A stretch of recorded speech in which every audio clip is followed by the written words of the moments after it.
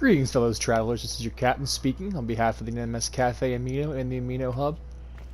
Today we bring you episode 2 of Starship Showdown, my new series that I'm posting for Channel 42.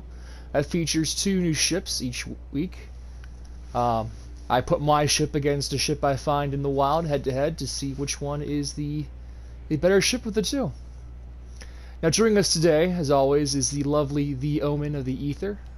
This is my legacy ship from No Man's Sky version 1.0. I've had this ship day before the first update of No Man's Sky came out, and I'll tell you that she's a beaut. She's a ball hauler, which is one of my favorite designs, and has the glowing warps as you can see there. Very striking blue and red color. This is what I chose for the Task Force Frontier Ranger colors. The cyan, blue, and red there. One thing I don't like is this only has a simple engine in the back. Fairly basic design. At this time I got this ship, the class system wasn't even in place yet. It was 35 slots. Back before Pathfinder came out, you could find these crash ships, and they went up in a progressive pattern from about 18-19 slots to 48 slots. And this was the ship that I had gotten before they changed all that and made it so that buying ships is a little bit more available. As you can see here, this is a Class C ship. There are no tech slots in this thing because they did not have tech slots during that time frame. Sorry about that. It has your basic armaments, phase cannon, photon beams, cadmium drive. Never really used this to warp. I always had another ship at the time that I would use to go to hyperspace with. But I did have one S-Class upgrade that I threw on here for some reason, and an Emerald drive, just to get me to where I need to go. I believe this is a 36 slot ship.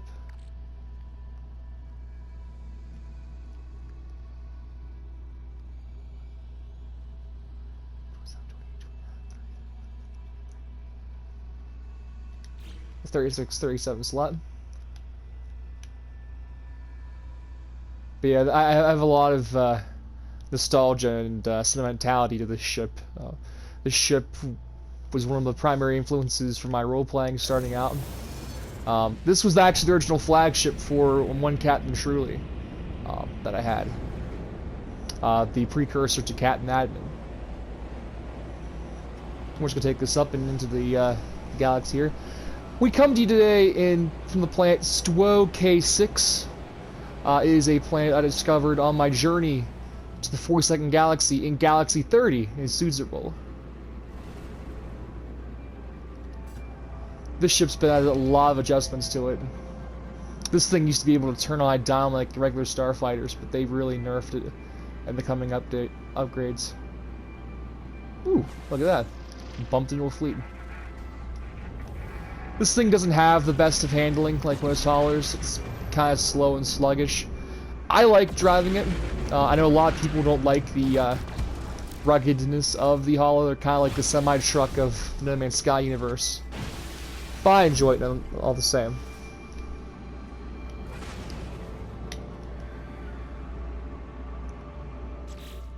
Ooh, sorry.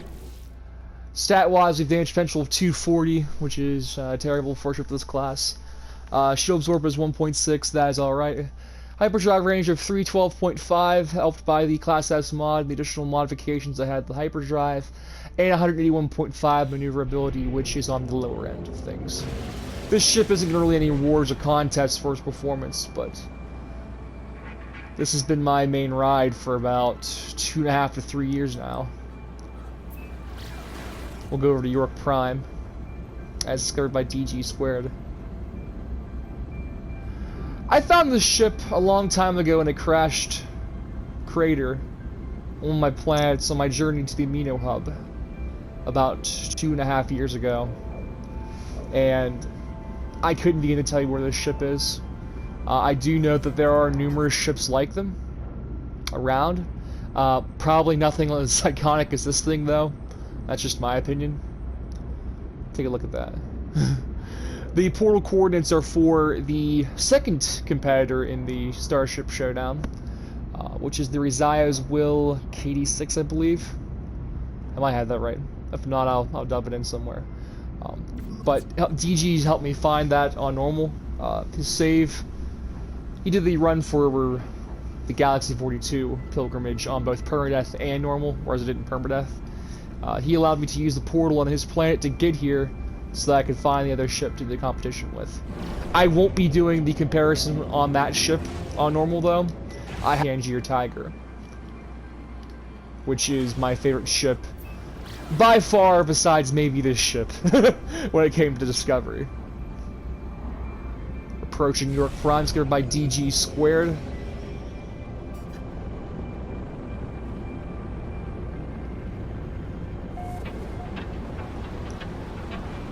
These things are kind of underutilized when it comes to dogfights. I think a lot of people prefer starfighters for their maneuverability, or the Explorer just for the fact that it has the bigger engines and lower profile.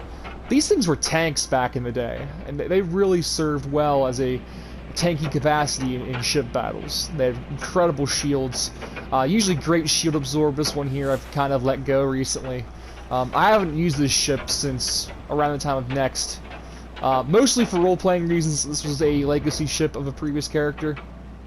And other times was for, you know, I found a couple different far more superior ships. Two A classes, one that I rebuilt from Nexus Eagle and Hallelujah. The other one that I found in my home system, a Dark Side of the Atlas. I always liked this little turret that came out of the side of the ship. A lot of people don't like the asymmetrical design for that reason. I like it. It kind of reminds me of the Millennium Falcon, and this ship is about as iconic as the Millennium Falcon to me. In the game's role-playing, I'd call this ship the MS Valkyrie. Kind of reminded me of like a angelic figure flying through the sky.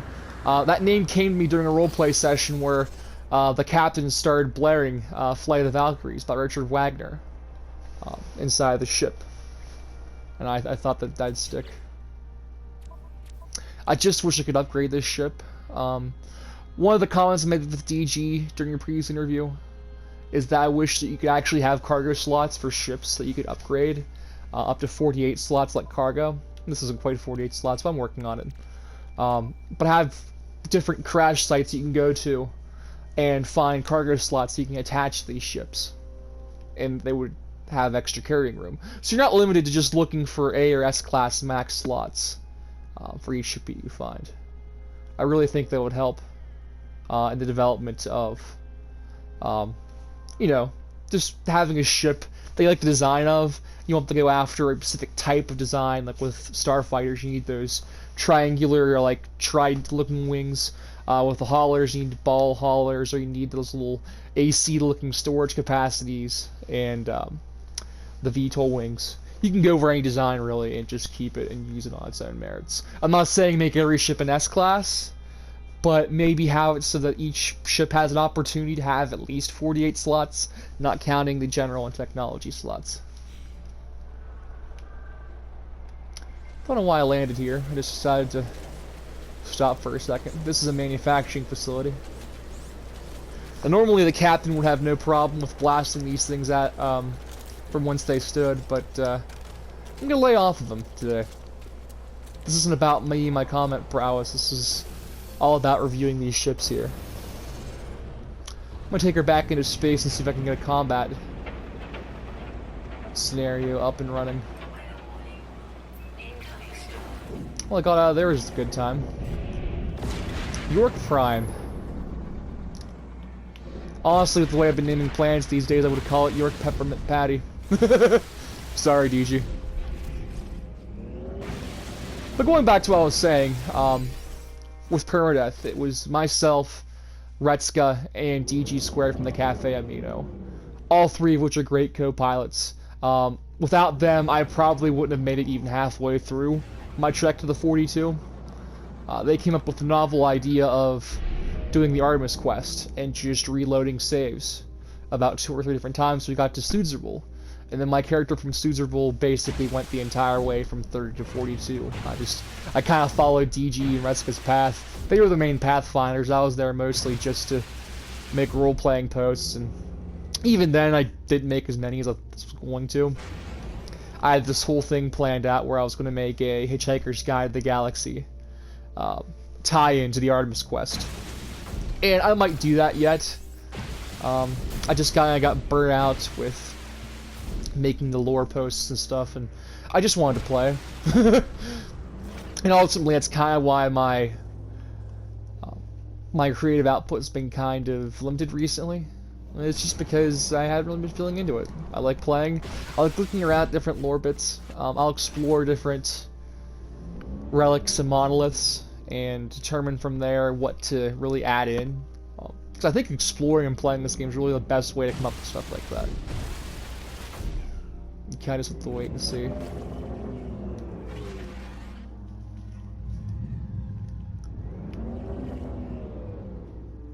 I love this ship. I'm not even sure if I can get rid of it because of how my history with it. This is a ship from 1.0 before base builds, ship class types, and all that even existed. This is my pride and joy for my No Man's Sky character. I don't know though. Stats are terrible. They've nerfed this ship to the moon and back.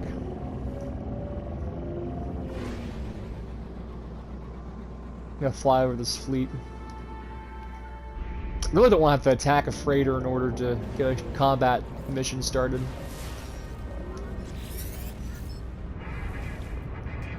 Hello, friend.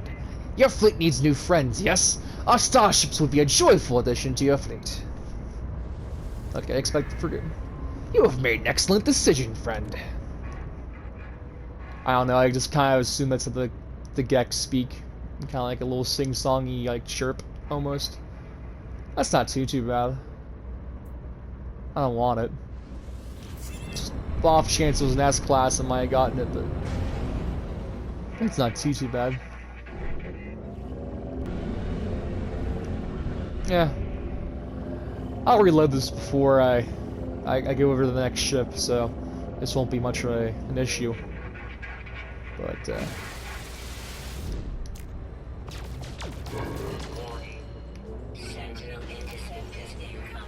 sorry guys, I couldn't get the pirates to trigger. I really need to see how this ship does combat-wise to determine where it places in this competition.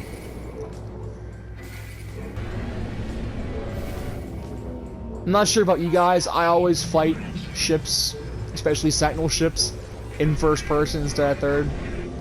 I like flying in general in third so I can see the ship, but overall I prefer just to fight this way.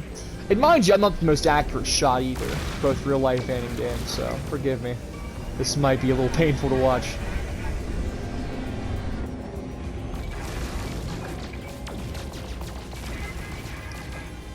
But this ship's broken many a Sentinel blockade. It's I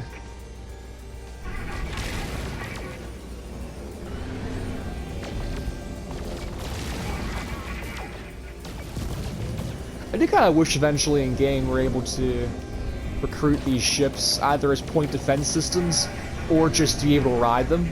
They have a really cool design. It's kind of like the Sidewinder from Elite Dangerous. I'm not sure if I can get a close enough look to here. It's a great picture too. Man, that's horrible binary noise. Dangerous.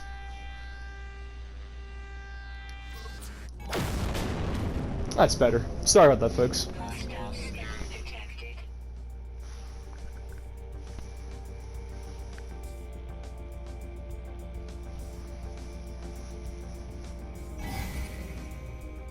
Uh-oh.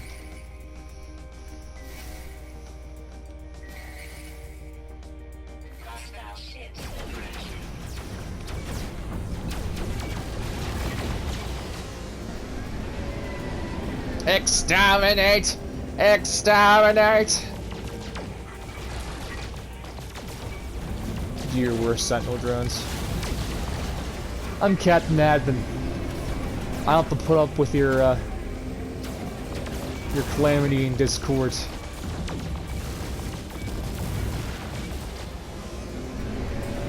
Eventually I will find a way to stop you in your tyrannous reign.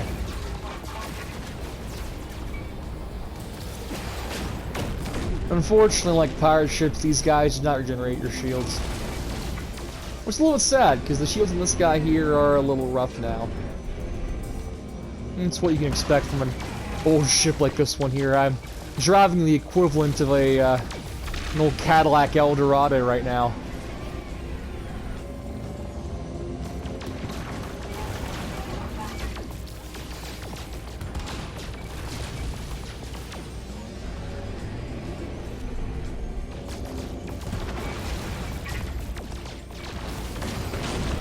Alright, that's out of the way. I'm gonna find a good place to land again.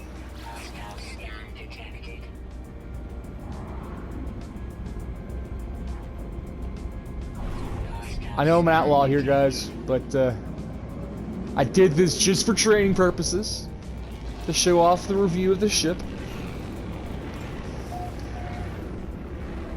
And there we go. The Rikazel A, Class Experimental Cycler. And there we go. Beautiful ship, one of my personal favorites. We'll see what the Razia's Will has for this ship later on. Until next time, guys, this is Captain Adam of the TSFR signing off.